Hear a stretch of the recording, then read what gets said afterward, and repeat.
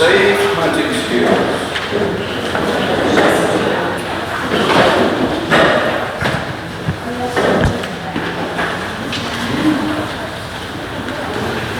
All right, here we go. Why firearm safety is important. Whatever firearms are being handled, an accident can occur if the firearm is not handled responsibly. Preventing hunting accidents depends on knowing and understanding firearms and handling them skillfully and safely. Responsible hunters practice safe habits until they become a second nature. So, all right, before I start giving you guys points, remember, I'll go and read this a little bit more here. Firearm safety at home. Statistics show that more than half of the fatal firearm incidents reported each year occur in the home. Since almost all incidents are caused by carelessness and lack of knowledge, it's the hunter's duty to help prevent firearm mishaps in the home. Most importantly, lock guns away where children can't reach them, and store ammunition in a separate place or a separate location. Check to see that a firearm is unloaded before allowing it in any building or living area. Wow, I just had a flashback. I'll tell y'all that story in a little bit. I'll tell it myself. All right. Practice these safety rules of handling the firearm in the home. Immediately point the muzzle in the safe direction when you pick up a firearm. I did that. I really did. Keep your finger off the trigger. Well, I was doing that too.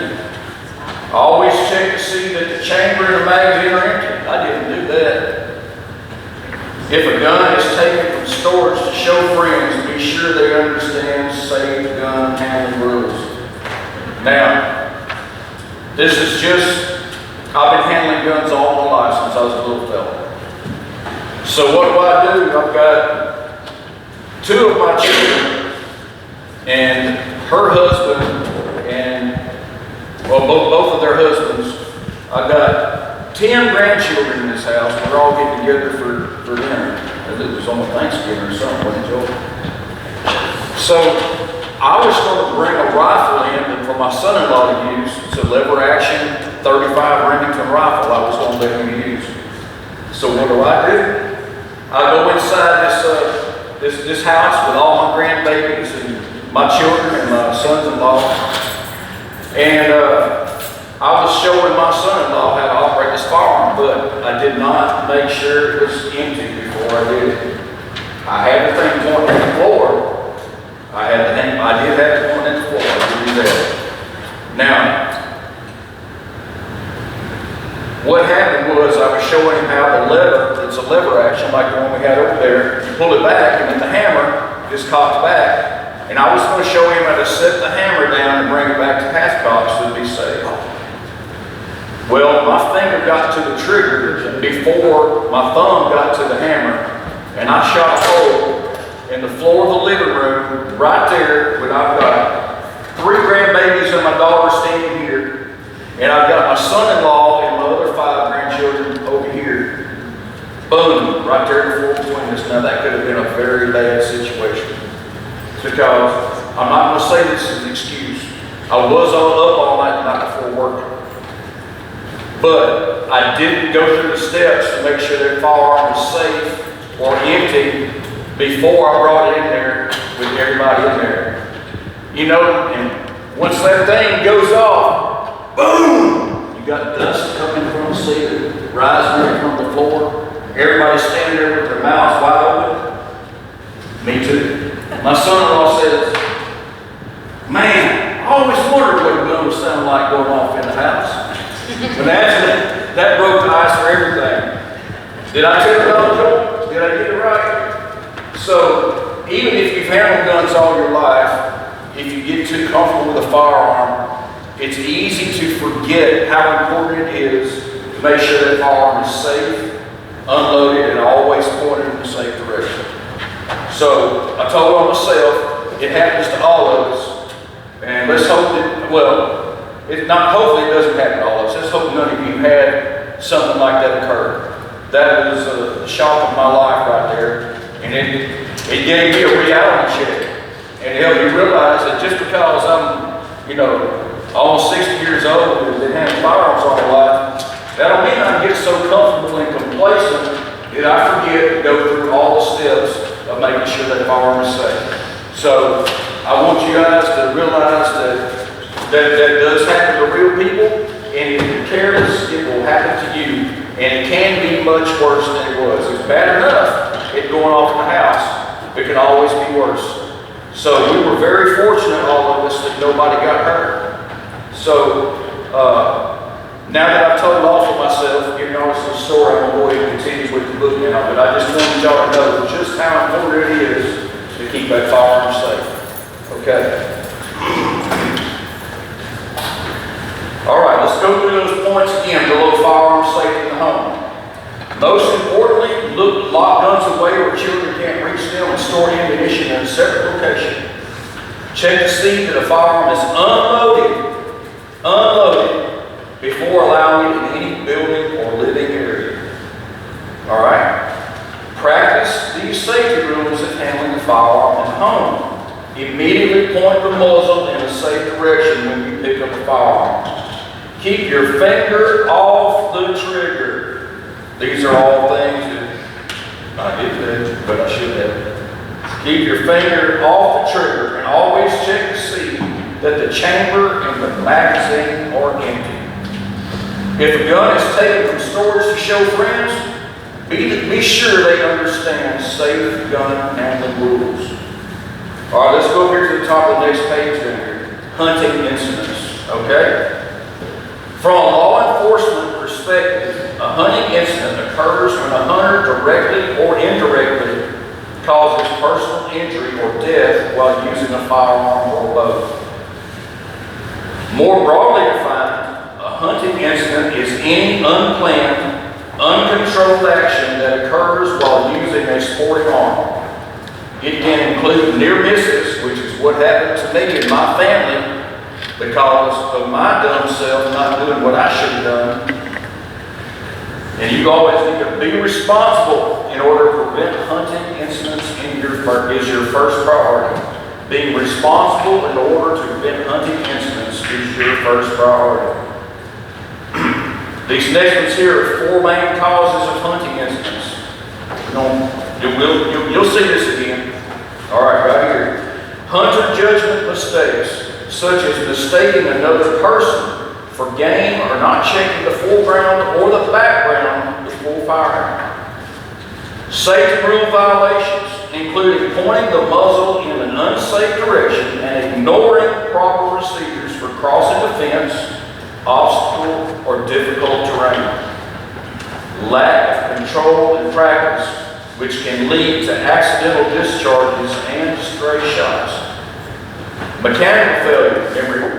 Remember Mr. James last night was talking about how even these safeties on these guns, they can fail. Mechanical failure, just because it's a safety don't mean it's going to be that way forever. Just always check. Mechanical failure such as obstructed barrel or improper ammunition. So there's 2 other things to be concerned about with mechanical failure. Okay, everybody look at this picture down here at the bottom of the page. Now this guy, he's pointing this rifle at this beautiful elk up there on the hill.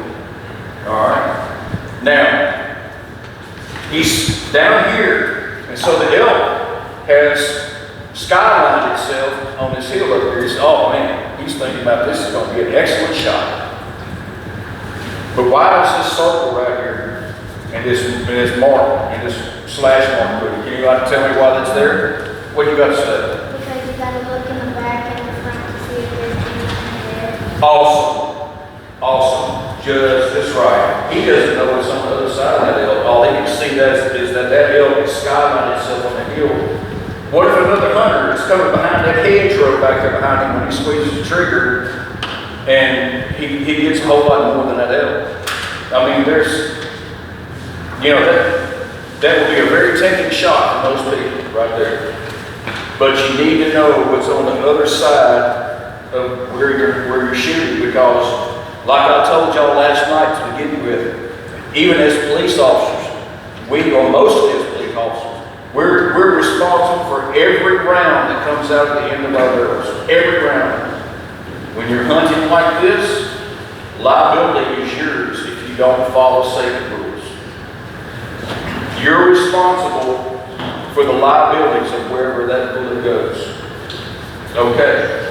Now, so you will be seeing again the 4 major causes of hunting incidents, okay, which are judgment mistakes, safety rule violations, lack of control and practice, and mechanical failure. Okay. And there's also something else we need to do too. What's another safety thing when you're hunting out there for hunting season? Huh? Man? Exactly. We always got to remember that the law requires us to wear that safety hunter orange while we're out there in these woods. Even with squirrel season starting next weekend, you know, there's going to be a lot of folks out there in those woods probably. It's nice outside still. The skeeters might carry you off. I mean, we got skeeters down here that decide when we take you here or when we eat here, take you with us. So, you know, when it's nice outside, there's going to be a lot of people out there trying to get them a squirrel or, I don't know if rabbit season's open at the same time squirrel season starts. I don't have to book memorized, but there's folks going to be out there. So you might think, oh, that squirrel's got sharp vision. If I put on Hunter's orange, he's going to see me before I get anywhere near him and I see him. Well, that's that fair chase thing. You know, we got laws we have to follow, and you know, yeah, he might see you, and sometimes you lose a shot that way, but I've been squirrel hunting before, and they just didn't care you had Hunter's orange on or not. They was up there doing their thing, you know. So, always wear your Hunter's orange. And you got, you know, you need to have something on your head and around the top of your body right there. I'm not sure it's 400, let me, before I make a boo-boo, I'll tell you how many swear words here in a little bit. Okay? Okay, so we have examples here of how to safely carry firearms in the field. Alright? You have a sling carry, which is got on the left-hand side of page 68 there, chapter 6. He's got it slung over his shoulder. It's pointed in the safe direction, right? Okay. Got this cradle carry where you carry it across your chest and hold it. That's safe. It's pointed in the safe direction. Got this fellow with the trail carry, this lady with the trail carry. So you always want to do what with the muzzle of your firearm? Say again? Have it in safe direction. That's right. Everybody else knows that too. I hear anybody else talk. Always have the muzzle of a firearm pointed down in a safe direction. Okay? It doesn't mean that a sling carry, the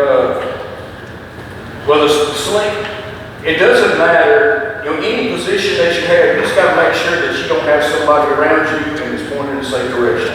That's basically what you're going to see. So if the muzzle of your firearm is pointing downward, is it always in the safe direction, pointed in the safe direction? Is it always that way?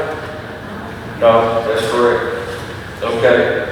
And if you got a sling carry, does the sling carry provide the best muzzle control?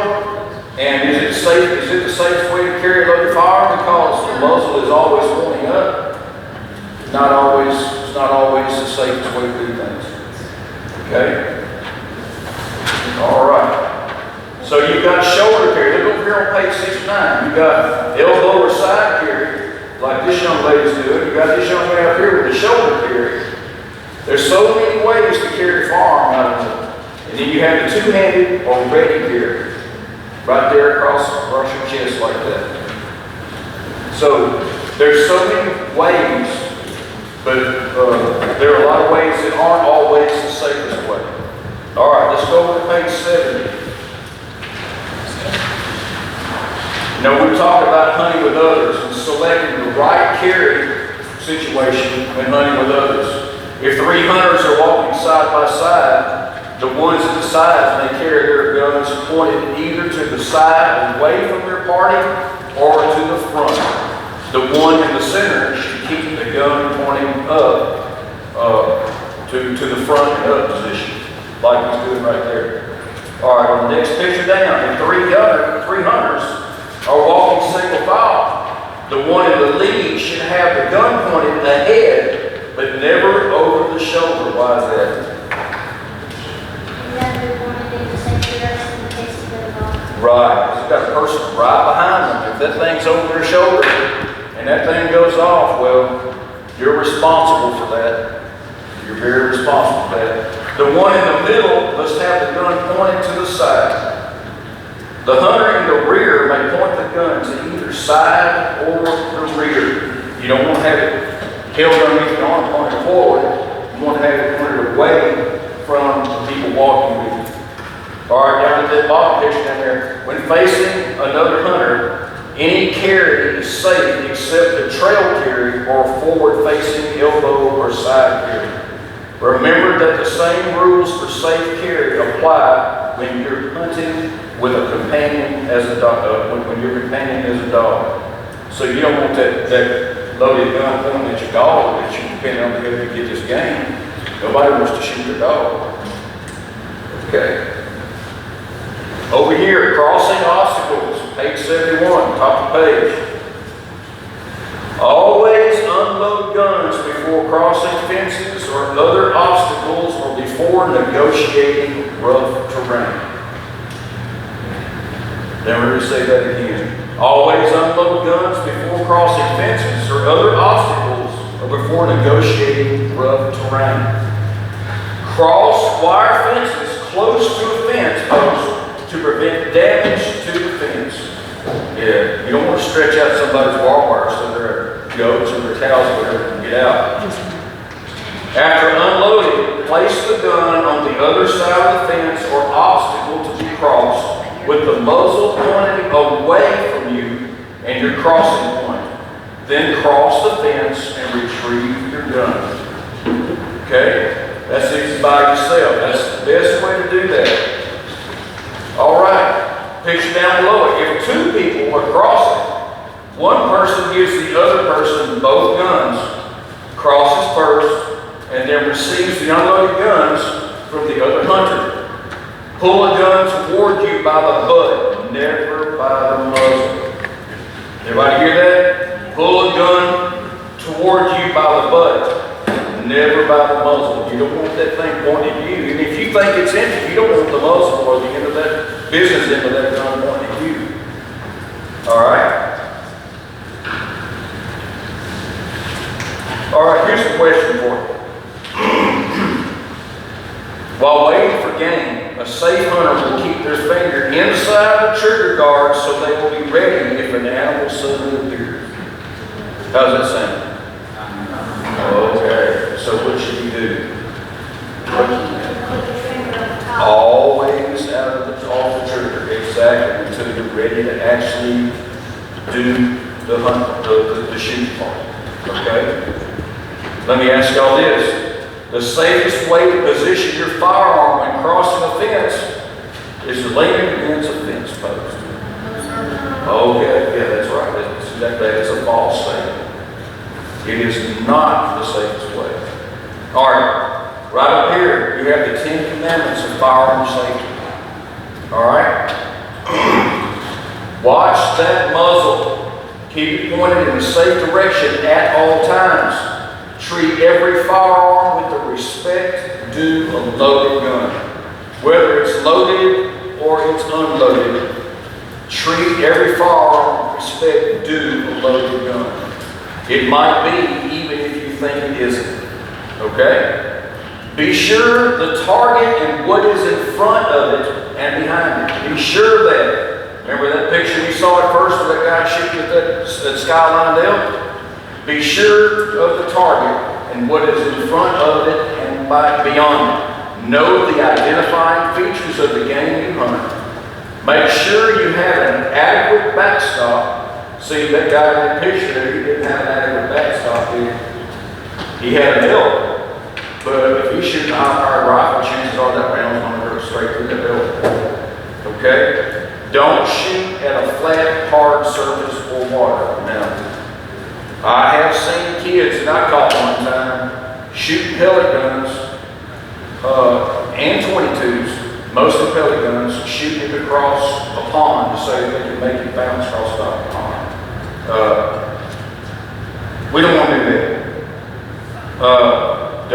Because that, believe it or not, that water can do some tricky things with lead, with ammunition, or something that's fired into it. It'll slow it down, in most cases it will, but you never know when it's going to skip, ricochet off of something and come back and pop you in the face, or worse, okay? Keep your finger outside the trigger guard until ready to shoot. We all understand that's what we need to do, right? Keep your finger outside the trigger guard until you're ready to shoot. This is the best way to prevent an accidental discharge. Number 5, check your barrel and ammunition. Look at the barrel of that rifle that you got, or it's shotgun. What size ammunition does that barrel of that rifle or shotgun say it's going to use? If it's a 270, we don't want to put a 308 in there. Or if it's 12 gauge, we don't want to try to stick a 20 gauge in there. So make sure that the barrel and action are clear of obstructions and carry only the proper ammunition for your firearm. So, you know, if you're going to carry a 12 gauge shotgun out there with you to go bird hunt or something like that, you don't want to have 20 gauge ammo in your pocket or 16 gauge ammo in your pocket. That's just a recipe for disaster right there. Unload firearms when not in use. Leave actions open. You remember how y'all came over here and found all these firearms on this table here? I had all the actions open on all the firearms. That's how you want to leave them if you lay them down somewhere. Leave the actions open, carry firearms in cases, and unload it to and from the shooting area. That's safe for you, especially, but also safe for the gunners. You don't bump the scope, mess your gun up somehow before you get out there to hunt, then your hunt's running. But, you know, I would rather bump a rifle or a scope and ruin my hunt than get shot by my own rifle out there and really ruin the hunt. Might even be the rest of your life. So it's so important, these 10 commandments of firearm safety. Unload firearms but not in use. Leave actions open, carry firearms in cases, and unload it to and from the shooting area. Point a firearm only at something you intend to shoot. I talked to my grandsons when they were younger with their little airsoft guns and stuff like that, and playing cowboys and Indians. I always said something, said, hey, you know, what if you catch your little brother in the eye? I mean, what if you hit him someplace and he's not going to come back from it? But, you know, you don't want to point it at anything you don't intend to shoot. That's for a fact. Avoid all horseplay with a gun. Y'all hear that? Avoid all horseplay with a gun. We don't play with guns. Don't run, jump, or climb with a loaded firearm. All right? Unload a firearm before you climb a fence or a tree, or jump a ditch. Pull a firearm towards you by the butt and not by the muzzle. Number 9, store firearms and ammunition separately and safely. Store each in secure locations beyond the reach of children and careless adults. Avoid alcoholic beverages before and during shooting. We really went over that last night when we started. Avoid alcoholic beverages before and during shooting. Also avoid mind or behavior altering medications or drugs.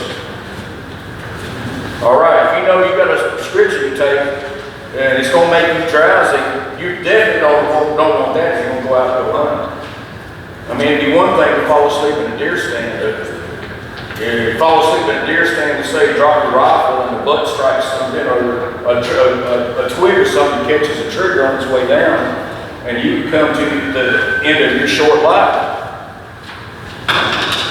All right, let's move over to page 72.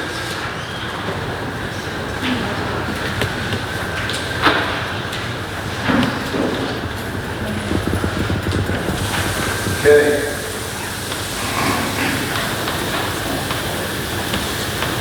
Safely loading and unloading firearms. Okay. We're going to really listen to this part because you're going to have a true or false test question on this part right here, okay? Even something as simple as loading a firearm can result in tragedy if it isn't done properly. Here's how to do it safely. Loading. Always. What's that first rule? Point the muzzle in the safe direction. Open the action. Make sure the barrel is unobstructed. Make sure that it's not possible that you might have dropped your shotgun or rifle or something like that in some mud or something when you was on your way home last time. Always look and make sure that that barrel is unobstructed by things. Put the safety on. The firearm can be loaded with the safety on. Load the ammunition and close the action. Put the safety on if you were not able to do so before loading. Unloading. Point the muzzle in a safe direction. See how important that, we've been over and over that. Point that muzzle in a safe direction. Now just, not necessarily up, young man. Not necessarily up. You just got to make sure that you just got to know when it's, use good judgment when it's good for pointing in the safe direction. Know which way you can go with it. Put the safety on if it isn't already on. And keep your finger where? Outside the trigger guard. That's right. Open the action. Remove the ammunition by first detaching the magazine if you have one. Eject cartridges or shells if this is the only way to remove them. You need to read your owner's manual on your firearms to see your firearm actions that you need to take for loading and unloading. You also can see firearm actions in Chapter 4 for details on specific actions. All right? Make sure the gun is empty by checking both the chamber and the magazine. Clearing instructions. Occasionally you may trip or stumble upfield, accidentally dip the barrel into the ground or the snow. Immediately check for obstruction, but never attempt to shoot out an obstruction. What's going to happen if you try to shoot out an obstruction? What are we going to do? The obstruction because the building is not. That is correct. That is correct. Very good. That's right. Instead, you want to follow these steps that we're about to go over down here underneath unload. Okay? What's that first thing? Point the muzzle in a safe direction. That's right. Put the safety on, if possible. Okay? Most firearms need to be on fire to open the action. That doesn't stand true with all firearms. There are those that have different actions. Okay? Open the firearm's action. Empty/remove the magazine. We took your magazines.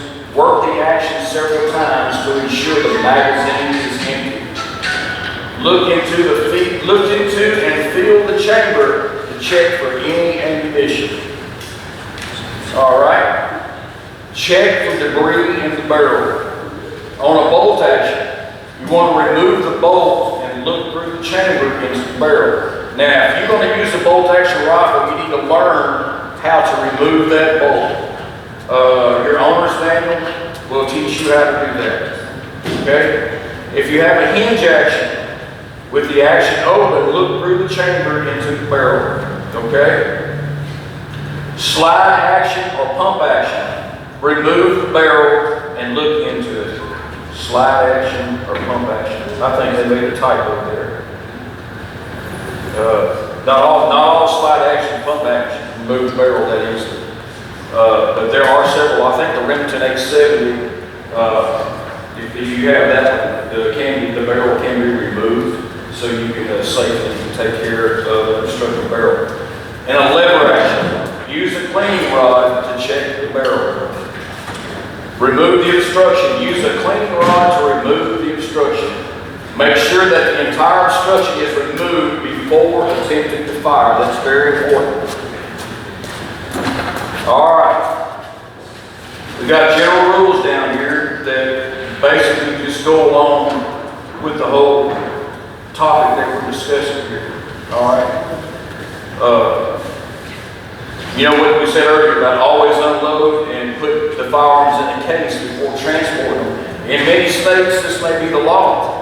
The action should be open or the gun broken down, whichever makes it safest if it's mishandled. Firearms should not be displayed in window gun racks because the display may provoke anti-hunter sentiment.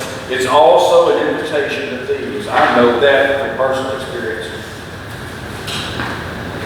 When I was going to high school, which was quite a while back, I graduated in '84, but I had an old truck, and I go to school with my shotgun or something, or a .22 rifle on my rack in my truck. Yeah, we did that because when we got done with school, we're gonna go hunting. We're gonna go target practice, go do something. So we had our fun waiting on us when we got out of school. Gave us something to look forward to all day. But as I got a little bit older and things started getting kind of worse in the Shreveport-Bossier area, I was parked downtown in Bossier City one evening. It got dark, and I was in a meeting doing something, and then I come back, and my window is broken out of my little old Dodge D50 pickup truck, and I had both my dad's rifle and my little 410 shotgun stolen out of there. My dad's rifle, I don't know if y'all heard about this or not, but it was a 300 Savage. Now, I know there's some of you older folks that heard about a 300 Savage. They're scarce as hen teeth right now. You can't hardly find one anywhere. That got stolen, so we don't know where that rifle is anymore. That was one of the best shooting, hardest hitting deer rifles that my daddy ever used. Well, I lost it for him because I was careless and didn't leave my guns in the house. So it does happen, especially nowadays. It's terrible. Okay? All right. So, firearms should not be displayed in window gun racks because the display may provoke anti-hunter sentiment and also an invitation to thieves. Laying a firearm against a secure rest only. A vehicle does not provide a secure resting place. A gun that falls over might accidentally discharge or be damaged. All right? Of course, you look over the right side of the page, various different types of ways you can carry your firearm in your vehicle or anywhere else where you're transporting. Let's go over to page 74. All right, we're going to talk about safe zone of fire. Safe zone of fire. The area in which a hunter may shoot safely is referred to as safe zone of fire. Before setting off in a group, hunters should agree on the zone of fire each person will cover. A zone of fire depends on many factors, including the hunter's shooting ability, the game being hunted, the hunting environment, and the hunting strategy being used. A hunter's zone of fire changes with every step. This is particularly true of groups hunting birds, rabbits, or other small game. For safety purposes, it's best to have no more than 3 hunters in a group. For new hunters, 2 is a safer number until they become familiar with maintaining a proper zone of fire. Hunters should be spaced 25 to 40 yards apart and always in sight of one another. Each hunter has a zone of fire, which spans about 45 degrees, directly in front of each hunter. Some states require an adult to be immediately beside a youth hunter. In this case, the adult should be a supervisor only, not a hunter. All right. A way to visualize a 45-degree angle is to focus on a distant fixed object like a tree or whatever that is straight out in front of you. Stretch your arms straight out from your sides. And make a fist with your thumbs held up, okay? Gradually draw your arms in toward the front until both thumbs are focused without moving your eyes. This will give you your outer boundaries, okay? If 3 hunters are walking side by side hunting pheasants, the hunter in the center will shoot at birds flush in the middle, which fly straight away. The other hunters will shoot at birds flying toward their end of the line. If a bird turns and flies back across the line of hunters, it's best if all 3 hold their swings and do not fire. You know, when you're out there with the excitement of the moment, you got these birds flying over the place. And what that says right there, if you know, do not fire. If a bird runs and flies back across the lines of the hunters, it's best if all three hold their swings and do not fire. The same is true of a rabbit scurrying back between hunters. No hunter, especially when swinging on game, should allow his or her gun to point at a person. Better to pass up a shot than risk injuring someone or damaging property. Everyone hunting in these situations should wear daylight fluorescent orange, whether it's required by law or not. Okay? Let me ask y'all a question, and y'all going to see this question again. When people are hunting in a group, they should set safe zones on fire, safe zones of fire before they begin to hunt. True or false? True. Always have a plan before you go in the woods. And always have a plan B or plan C. You never know if things happen. All right? Okay. So, let's see. Let me ask y'all another question. Now, y'all will see this question. Does drinking alcohol does not affect the hunter's judgment in the field? True or false? Amen. That's a false statement. Don't let anybody ever tell you any different. Okay? Let's go to page 76.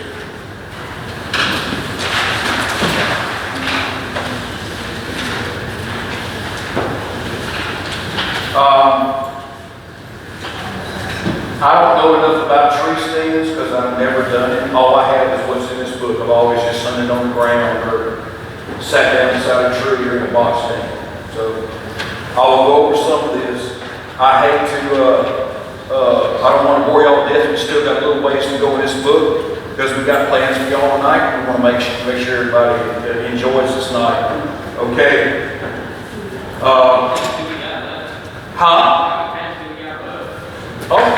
well, look at it.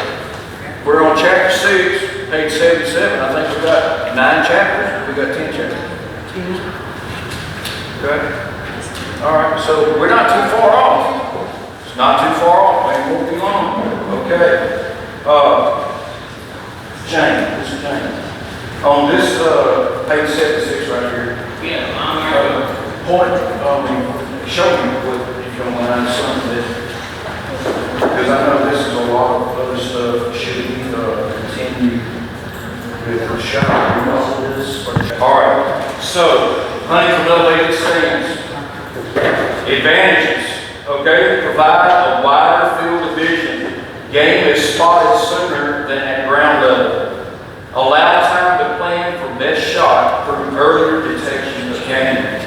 Position a hunter above the animal's normal field of vision. Make a hunter's scent harder to detect and movement less noticeable. Make a hunter more visible to other sportsmen so that he or she is less likely to be hit by a stray bullet. Provide a good backstop for arrows or bullets due to shooting at a downward angle. So, hunt up off the ground, those are the advantages of hunting up off the ground. Disadvantages. You increase the risk of injury resulting from falling. Alright? Can be difficult to carry, especially large portable stands. It provides no protection from the cold or the wind. And give little room for movement and cannot move toward game while hunting. So you're just kind of stuck there, whether it's cold or not. You've got to deal with a lot of things when it comes to hunting up off the ground. So you all know more. Y'all can read these types of elevated stands. I'm not going to get crazy with it here, but you know you've got the portable tree stands, and but down in here, in that paragraph, it says homemade stands should not be used. Okay. Let's go into that little paragraph right there a minute. Most tree stands are commercially manufactured portable models that are designed to be attached to a tree near game trail or game site. primary advantage of portable tree stands is that they can be positioned on a tree with a minimum of noise and in a short amount of time. They also can be moved easily to another location if game patterns change.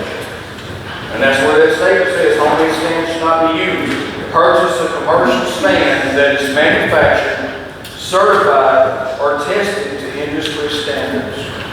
Okay? Hang-on stands.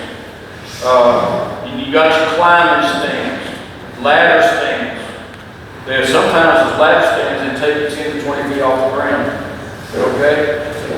And then you have tripods, quad pods, or tower stands, which are freestanding that don't hang on the tree. Now let me ask y'all a question. When you go over here to page number 78, there's something that somebody does. Say you get to my brand new climbing stand. Man, I got me a brand new climbing stand. One of the first things that some of them will do is they'll take that harness that you put on your body, they'll say, I hate it. I'm safe. I don't need that. Well, that's not true. You need to be safe out there. It's very important.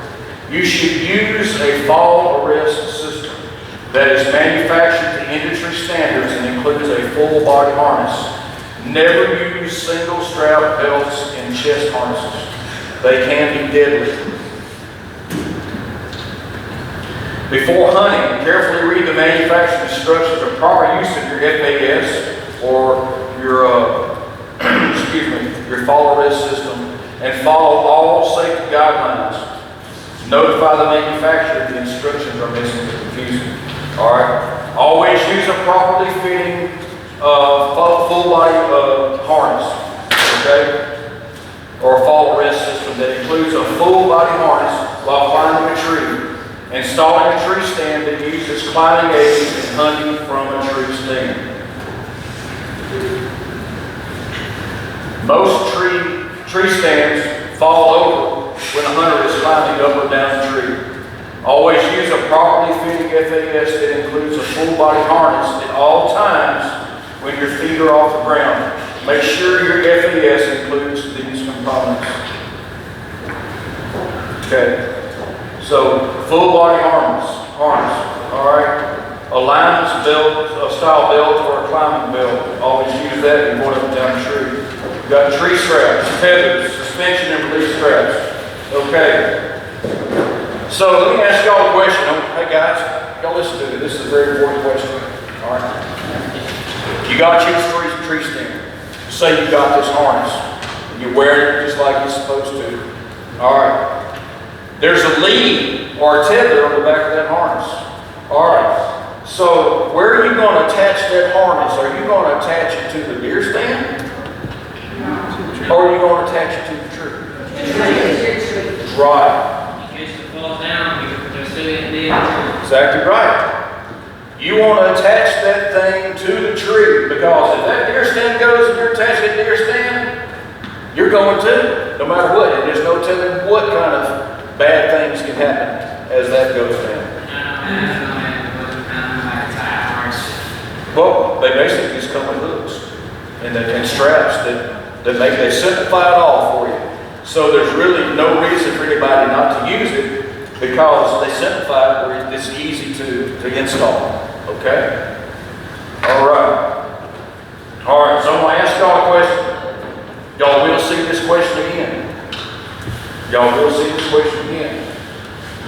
A full body harness should be worn at all times while climbing out of, and hunting from a tree stand. True or false? Okay, that's true. All right, let me ask y'all another question. Y'all will see this question again too. A hunter using a ladder stand should wear a full body harness and attach it to the seat of the ladder stand. True or false? Very good. That's false. So important. You will see those two questions again. Or you will see them.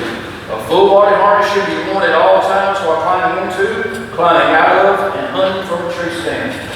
True. A hunter using a ladder stand should wear a full body harness and attach it to the seat of the ladder stand. Absolutely not. That is a false statement. Okay?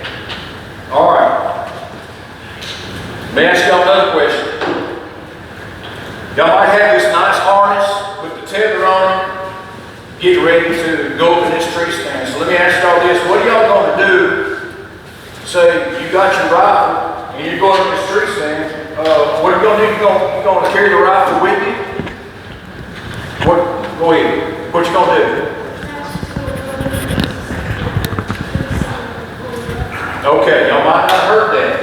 Okay, so the best way to do this is to lie your firearm on the ground and attach a lead rope or something to a part of the weapon that will not affect the trigger or any other safety mechanism on the butt end, so you can pull that rifle up to you when you're in that stand and tethered to you from the ground without it possibly going off in your face. You don't want to climb a stand, carry the gun on your shoulder. You want to just pull it up by a tether and have the butt end coming towards you as it's coming up to you, so you don't take a chance of getting shot in the face. So we call that a haul line, right? You'll see this again too. A haul line is the safest way to get an unloaded firearm into and out of an elevated stand. True or false? True. True. That is true. Because remember what the book said, you want to make sure that that weapon, especially in this situation, is unloaded. You load this sucker up when you get it up in the tree with you. Safely, pointed in a safe direction. Always want to point in a safe direction. Alright? You will see that again. Alright. Let's see. What's that mean? United States Coast Guard approved PFD, personal flotation device, while you're in a boat. PFDs will not only keep you afloat, but they'll also keep you warm. That's a true statement. I know for a fact, going over in a boat, that a life jacket will help you stay warm in cool water. That happened when I was a kid. Okay, so we're going to ask you this question, and you will see this question again. A Coast Guard approved life jacket should be worn when in a boat. True or false? True. True. You will see that again. Guys and gals here plan on hunting on a four-wheeler this year, or hunting off one, or going into the woods on one. Okay? All right. So we really need to hear this information right here. All right? These ATVs, they require careful, responsible handling and good judgment. They're useful for traveling into backcountry, but they can damage the environment if used recklessly. You don't want to go peeling out on somebody's property, causing ruts and damage and stuff like that. You just want to ease on through there. Just because your four-wheeler can do it, don't mean you should do it. Everybody understand that? Just because it can do it, doesn't mean you should do it. All right. It also requires training and practice to handle them safely on rough terrain. How many of you here have a four-wheeler that you ride on occasion? I know my grandson there does, and the boys do. Okay? All right.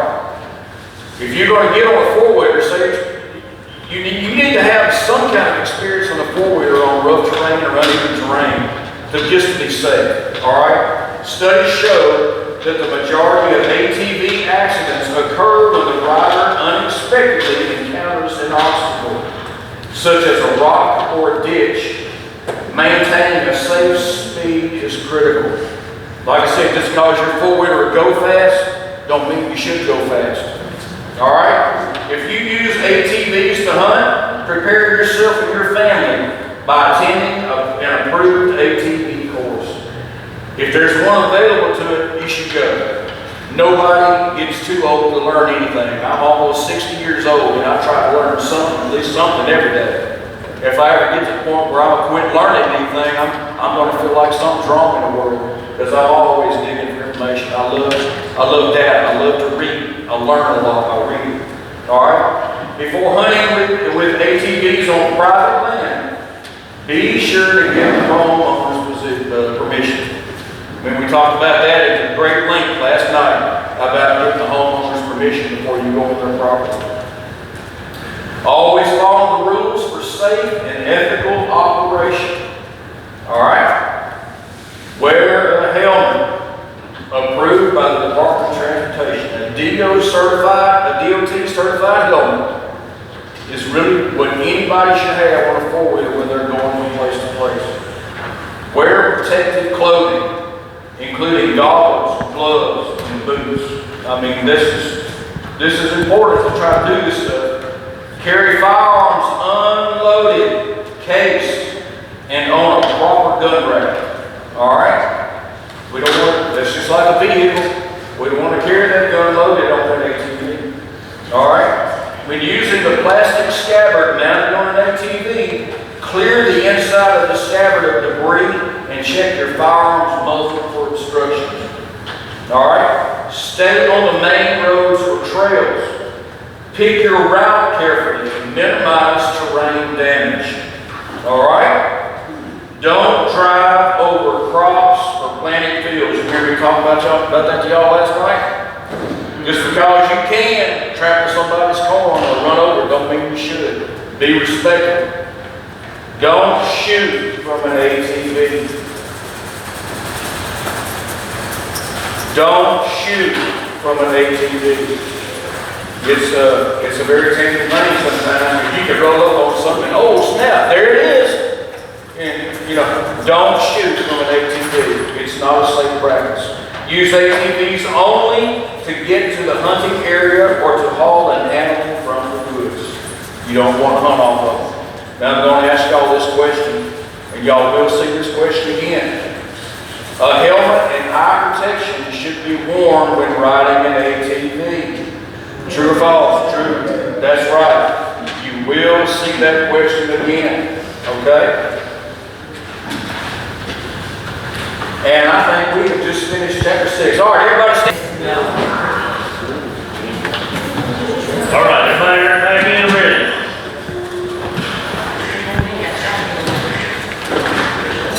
All right. Chapter 7. Basic hunting techniques. This is going to be a fairly quick chapter. You can kind of study a little bit on yourself, but there's a few key points we want to take into account on this chapter. Planning and preparation. We've already talked a little bit about the hunt, plan the hunt, and prep before. Successful hunt begins with careful planning and preparation. Process usually requires more time than the hunt itself. There's steps you should take to prepare for the hunt. Educate yourself about the game you'll be hunting and environment. Take the most current state regulations. Buy appropriate clothing and gear for the environment. You won't be too cold, too hot to go out there and hunt and be miserable. Secure lease arrangements and permits, back when it's land ownership. Dogs and horses may require a veterinary certificate or a current vaccination record. Visit the site in the off-season, prepare blinds and camping facilities. You see people already getting their leases ready, getting their shooting lanes ready, getting corn out and stuff ready to go. Sight your rifles and bows, and pattern your shotguns, and everything ready to go. So when you get out there that morning or the day you're ready to go hunt, you're on. Sharpen your skills at the shooting range, kind of practice, make sure everything's right. That goes down the back side of the end. Pack extra firearm scopes, extra bow strings, etc. All right, knowing your quarry, that's pretty important. I don't know if you guys are deer hunt, duck hunt, whatever. When you decide to hunt, you need to know what you're shooting. Even deer hunting, you know if it's a buck or a doe. Duck hunt, you got to know what the silhouette is most of the time, or how their call sounds when they're coming in, or you may shoot something you should be shooting at the time. All the steps of preparation, educate yourself about the game you're hunting is one of the most critical. Understanding your quarry will increase your success and add to your enjoyment of the experience as well. If you know what the animal's supposed to be doing, you can call these, come in here, walk over here, and he does that exact thing, man, that's almost as good as shooting one. In many cases, knowing your quarry is necessary to ensure that you're taking legal game. For example, you may need to determine the sex of the game, birds on sight, or quickly recognize protected species as they move into firing range. If you hunt a region where the whitetail or mule deer occupy the same area, you need to know how to identify both of them. There are many ways wild animals classified, but hunters are concerned with 4 basic categories. Large mammals, such as big game, such as deer, elk, and bear. Small mammals, small game, such as rabbits, wolves, raccoons. Upland birds, turkeys, grouse, quail, and doves, and then waterfowl, ducks and geese. So, we got, knowing the identifying features of the game you're hunting, is it necessary to ensure that you take illegal game? So you can identify how many you can shoot? Pretty good idea. Kind of remember that. Animal characteristics, this goes back to kind of knowing your game. You have distinctive markings, sounds, movement, group behavior of the different animals, how they act at different times of the year, different parts of the season. You want to pay attention to hunting strategies, hunting techniques and skills honed through education and experience. If you go with an experienced hunter, kind of if they're a decent hunter, kind of pay attention to how they do it, kind of learn from them. Ideally, there you go. Beginners should see the guys that experienced hunters in their initial hunts. I'm getting ahead of myself there. Still hunting. As the name implies, still hunting is walking stealthily to an animal's habitat, stopping frequently, sometimes for long periods, to scan and listen for game. Typically, big game hunters use a method for unfamiliar terrain or stands are impractical or forbidden. There's a couple different times on the still hunter deer. Deer season, you got still hunting, you got dog, different types of hunting parts of the season you hunt, so you got to pay attention to that. Stalking your game. The difference between still hunting and stalking is that with stalking, you follow signs leading to a particular type of game or group of animals or close the distance of game. Or close the distance of game already spotted. Follow tracks or trails, or morning dew trail through leaves and brush. Or you may follow sounds or scents of animals such as elk, sheep, or collared. I have no idea what they're carrying.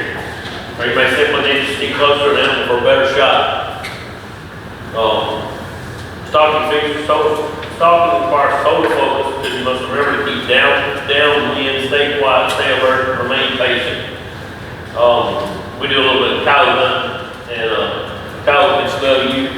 Man, probably that football field if you walk downwind from it. So it's kind of depending on what you're hunting. You want to know how to stalk or where to get when it comes to hunting.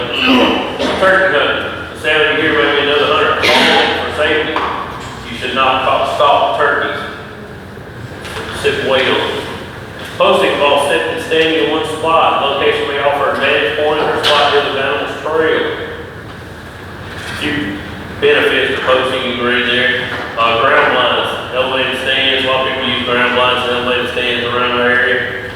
Use them both. I don't know many people that stalk them anymore very much, but some may. Ground blinds are makeshift temporary structures located on the ground that conceal the hunter. We talked about earlier about elevated stands, the benefits of those. So elevated stands, tire stands offer a number of advantages to both fire hunters and bow hunters. Keeps you kind of up in the air, out of the way of the line of sight of the animal that you're stalking, or that you're waiting for.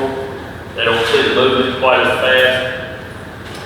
Game calling. Call is an effective technique for most animals. There are a variety of sounds that can be imitated to draw game to you. I know some people call them with their mouth, and I couldn't do that if I had to. I have to use a call.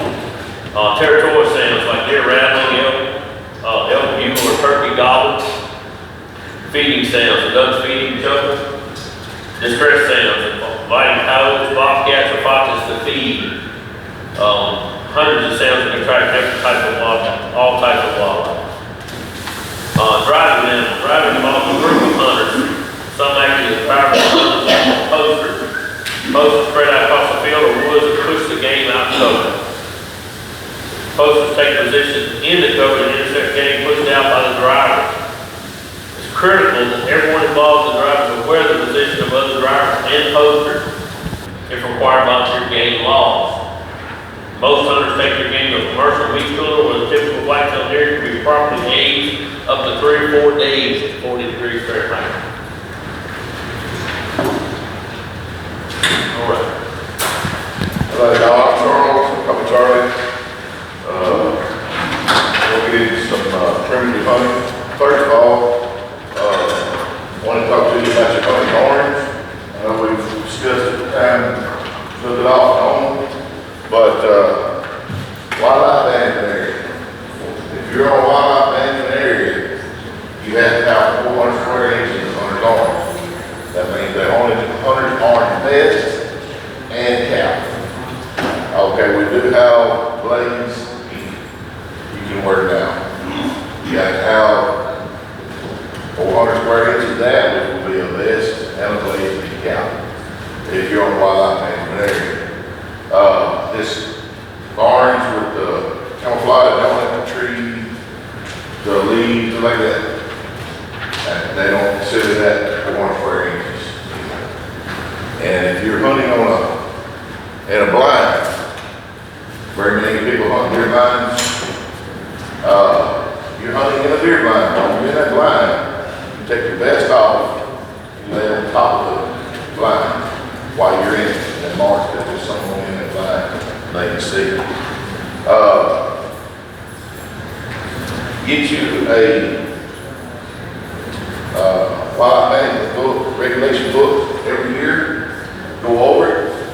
A lot of it's been the same for many years that we've all been hunting, but they do change stuff regularly now and then. Like I said, I never knew nothing about the laying a vest over the blind. We've hunted out blinds for years. Now they tell us that it's a fine to keep out. Now if you're on your own property, or a hunting lease, you can wear the vest that's broke up, or you can just wear a regular orange scout if you're on your own property with your lease. But while I'm management area, they need to restrict on. We still got that up here. Let's move on.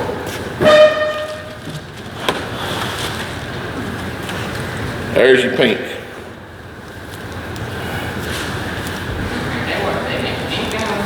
So you have your blaze pink and our old regular hunter's orange. So make sure that if you go down in them areas, you have both on. Hunter, that hat, the hat is at your choice. Cap, bottom, long as the hat primitive season. We'll get to a little bit of that here. Check your regulation books on primitives because, you know, we've been using 45-70s, 300s for that. Well, they've been talking about shutting that off. Talking about going back to just the muzzleloader. Have you heard when they're gonna shut that off? I'm curious. Not yet. Okay. That's it. They're supposed to be last year, but they covered up with what's in the book, go by. So they never shut it off, so it's still going to go on, but it's actually, I hope it's what I said. I do too. But, anyway, getting into your muzzleloader, your previous season, knowing your muzzleloader, that's your main thing. There's multiple different ones out there now. You show you the one that Paul showed y'all, flintlock and the percussion. I've got both myself. I use. Also, you have inline, and the inline is to me, y'all, is more like a rifle than it is. It's a lot better than what we use. Safety. Know your safety on them. Know how the muzzleloader operates. If you buy one, you don't know, give somebody that shoots them all the time and show you the proper way.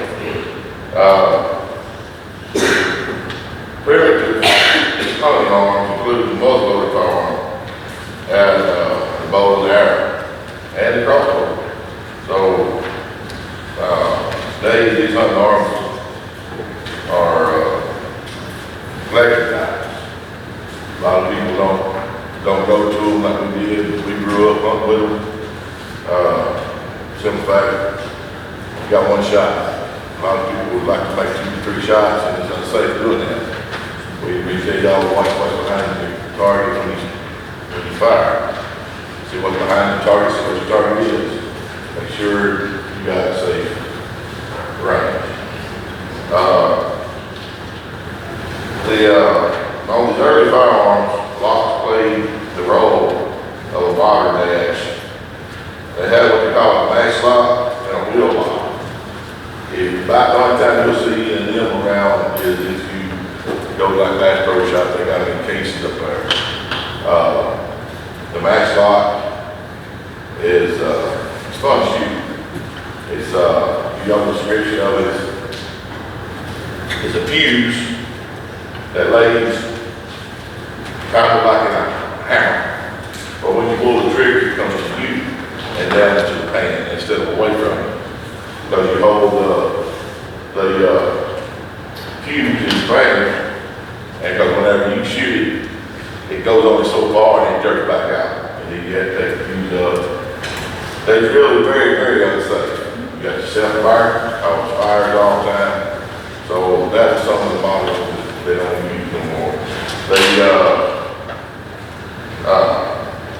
The wheel lock was a wheel we put power in, but the wheel lock was a piece of rock on top, and it turned that wheel spring loaded.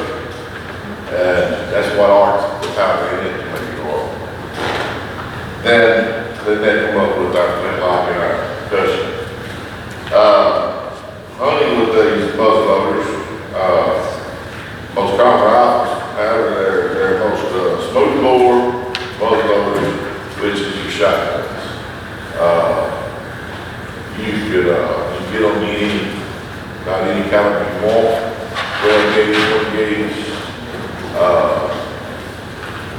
You can get bigger, think up to, what's that called, 82 gauge now, 81 gauge. Oh, gosh. Yeah, we're talking about, I'm sorry, I was The shotgun part, you talking about muzzle loaders? you know. Oh, man, you can get up to 4 bore, which means 4, it only takes 4 of the round lead balls to make a pound of lead. So that 4 bore, you're looking at what, 82 inches? Yeah. I mean, 0.82 inches or something like that? Right. That's the biggest one I know, is a 4 bore. Right. But treat these the same as you treat your rifles. Loading your muzzle loaders and loading your rifle. You load your rifle, your shotgun, your muzzle pointed to the same direction.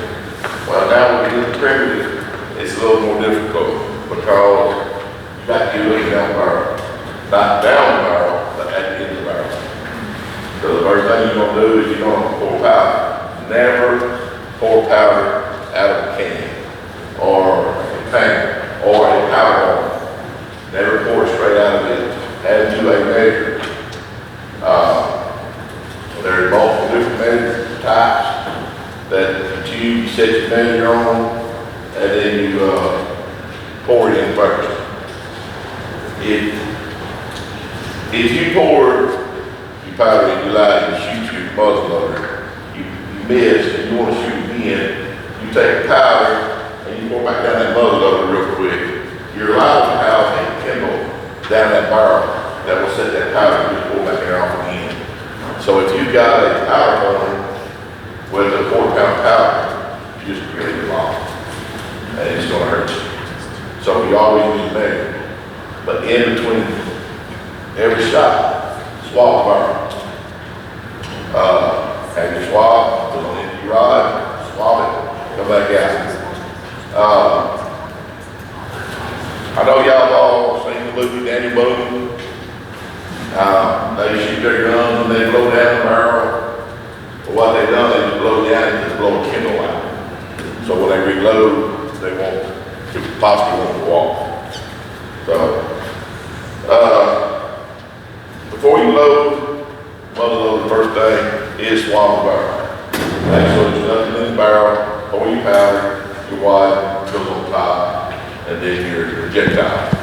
And the flats, it will still get hot and dirty down here.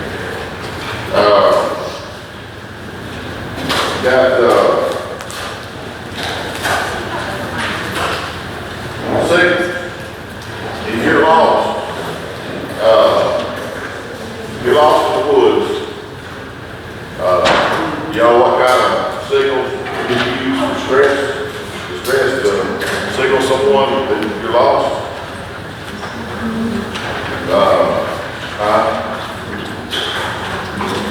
Well, if you're lost, you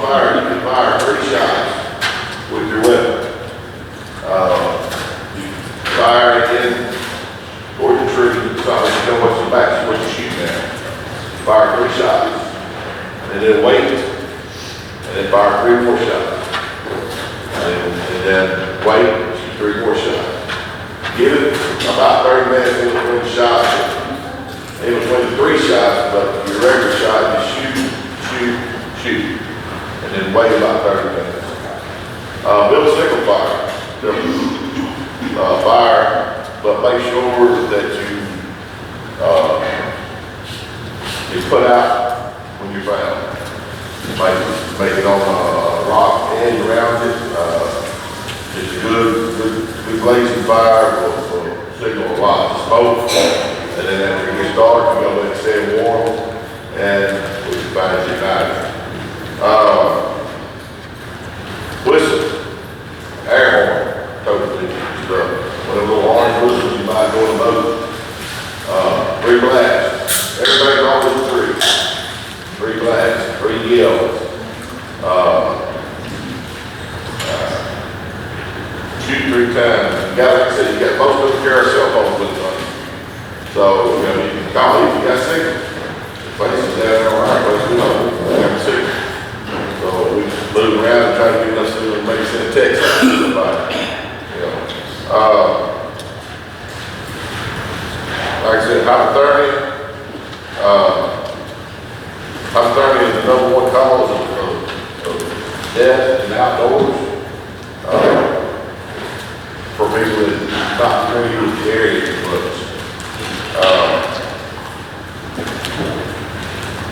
Heat strokes, heat exhaustion, go to get hot, make sure you got water with you. Grab all the water. Have something, you know, really while you're out there. Keep you dehydrated. So, bleeding. We got many ways we can stop it. They can search sleeve off, or if you carry a little birthday kit, you got bleed packet for it or whatever. But get it treated as quick as you can. Even if it's a scratch, when you come out of the woods, we do it many times. We've got a scratch, come out of the woods, day or two later, that whole area is red. Always clean, go do when you get home and treat it something. Because, you know, we got so much nowadays, we got planes flying over doing the treatment on these fields and farms and stuff. Well, they get down the woods areas and do and stuff, and you get scratched and it can cause a bad infection. So make sure it's clean.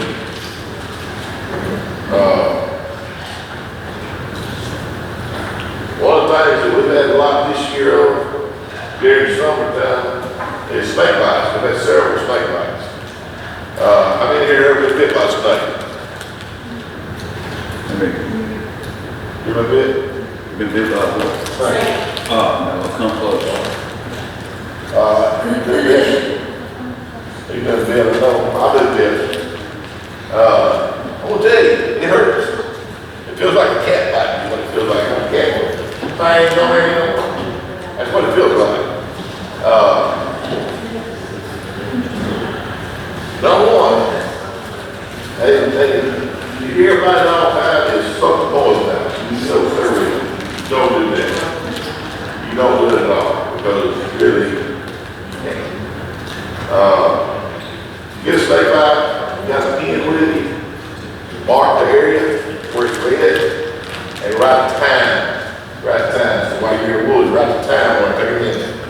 And then when you get out of the woods, by the time you get the person out of the woods, look at the end and see where it's at. Make sure you figure out what the snake was. And if you kill the snake, you know what it did, bring it out with you, take it to the ER, let them identify it. That way they can get the anti-venom to go on with it. Some people can't take anti-venom. So there's other devices that there's other stuff that they use. Don't like to know what to say.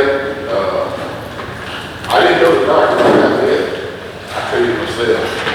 It made me sick. I real sick. I mean, so, y'all got, go to somebody's land, you got to make a land something on live land there.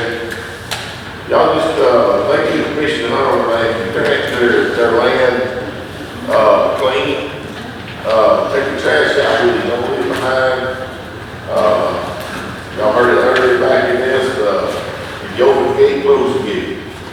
You know, don't climb over a man's fence, you know, bring barbed wire down, something happens to do, to let the landowner know.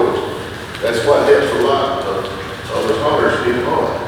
If we go tearing up property and stuff, they don't go down to nobody hunt, and then we're getting the work shit we are now with all these hunt leases and stuff. So, always do, later than it was good.